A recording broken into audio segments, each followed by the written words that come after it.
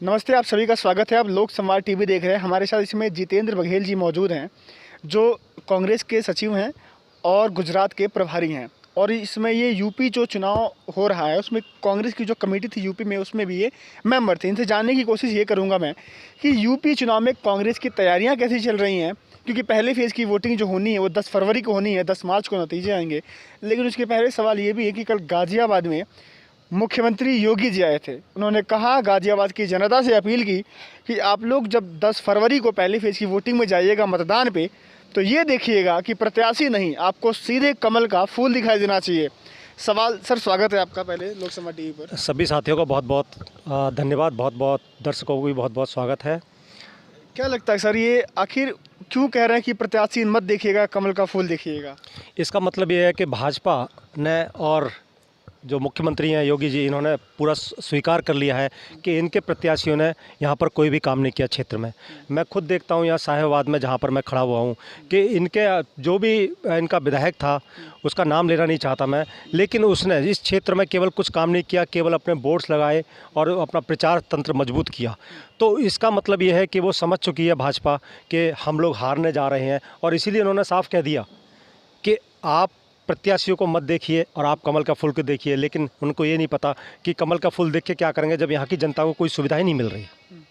अगर मैं कहूँ कि अगर जो उनका बयान आया है, रात के 12 बजे अगर साहिबाबाद की जनता को कोई इमरजेंसी पड़ती है, कोई बात हो जाती है, तो क्या वो लखनऊ फ़ोन मिलाएगा या कि प्रतिनिधि को फ़ोन मिलाएगा? तो यही मेरा कहना है कि उनको प्रतिनिधि को फ़ोन मिलाना चाहिए, लेकिन प्रतिनिधि तो उनका घर से नहीं निकलता, कभी जनता के बीच नहीं आया।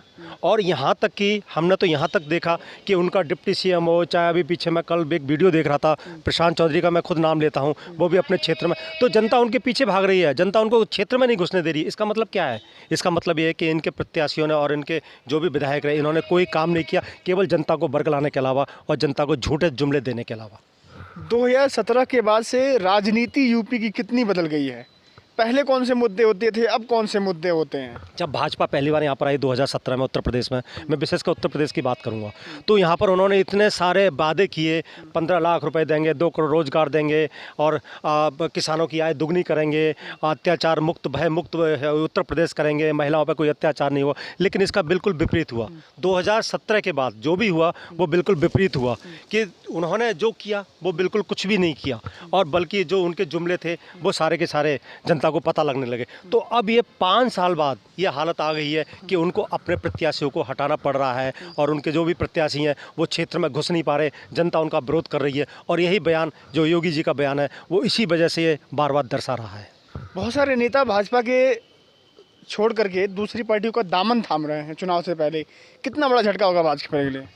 भाजपा के लिए तो बहुत बड़ा झटका भी है, और वो मैंने कहा ना कि वो उत्तर प्रदेश का चुनाव हारने की वजह से बार बार अपने बयान भी बदलते जा रहे हैं। और अभी आप देखिए, जो उन्होंने कोरोना काल में रैलियां बंद करा दी, सब कुछ, और जबकि उनके गृह मंत्री खुद कैराना में बिना मास्क के घूम रहे हैं, और हज़ारों की संख्या में उनके साथ लोग आ रहे हैं। जबकि हमारे, अगर कोई नोएडा में प्रचार करता है, जेवर में प्रचार करता है, दादरी में प्रचार करता है, तो हमारे जो मुख्यमंत्री हैं छत्तीसगढ़ के भूपेश बघेल जी, उनके आप ऊपर FIR लॉन्च करते हो। ये कहाँ का कानून है? कानून तो सबके लिए बराबर होना चाहिए ना।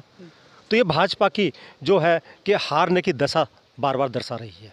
10 मार्च के चुनाव में जो नतीजे आएंगे, चुनावी नतीजे यूपी के, कांग्रेस कितनी सीट लाती दिख रही है और कांग्रेस कितनी मजबूत दिख रही है आपको? कांग्रेस बहुत मजबूती से चुनाव लड़ रही है आदरणीय श्रीमती प्रियंका गांधी जी के नेतृत्व में। और जो हमारी जो हमारा अभी कैंपेन चल रहा है वो बहुत ही दमदार और बहुत ही ताकत से चल रहा है, जिसमें हमने आधी आबादी जो महिलाओं की, हमने उस पर पूरा फोकस किया हुआ है।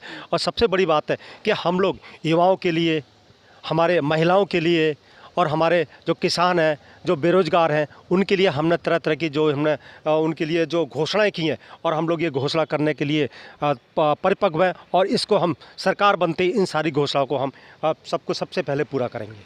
कांग्रेस मुख्यमंत्री का पत्ता क्यों नहीं खोल रही है यूपी में? देखिए बात चेहरे की नहीं है, बात है कि हमारे सभी नेता एकजुट होकर मिल के लड़ रहे हैं। तो जब हमारी सरकार आएगी, जो हमारा जो कांग्रेस पार्टी का जो संविधान है कि जिसमें बाद में जो विधायक दल उसको अपने हिसाब से करेंगे, जो हमारी मीटिंग होगी विधायक दल की, उसमें जिसको भी नेता माना जाएगा उसको आगे बनाया जाएगा। पहले हमारा फोकस है केवल चुनाव लड़ने का और चुनाव जीतने का।